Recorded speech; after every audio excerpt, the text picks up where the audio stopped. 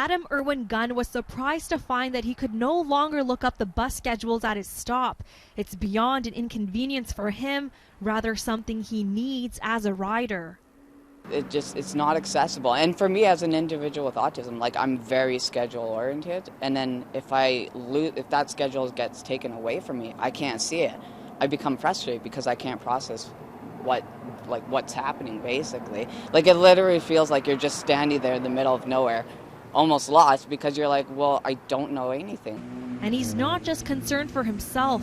He says many other riders, including seniors and those living in poverty, are being impacted as well. It seems like a giant step backwards. Even almost 2 years into a pandemic with QR codes becoming the norm, people still aren't fully used to that. And like I said, it's just adding another layer of complexity that might make people more hesitant or just unwilling to ride. A disability advocate says the switch is problematic. It requires technology not everyone has. People with disabilities are disproportionately impacted by poverty.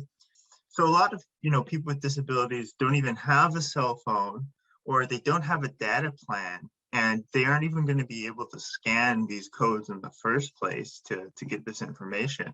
He also says some riders have limited vision and mobility that prevent them from being able to scan the code.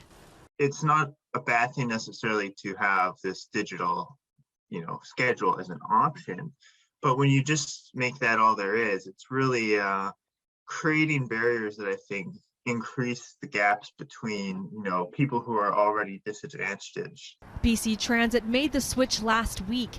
It says it continues to experience temporary labor shortages and anticipates some service disruptions, and the printed schedules may not be the most accurate. But for riders like Adam, that simply won't do. The schedule is like an essential need, basically, for transportation of one. He's going to push for others to join him and call on the company to offer an alternative way to access the schedules, so riders like him are not thrown under the bus.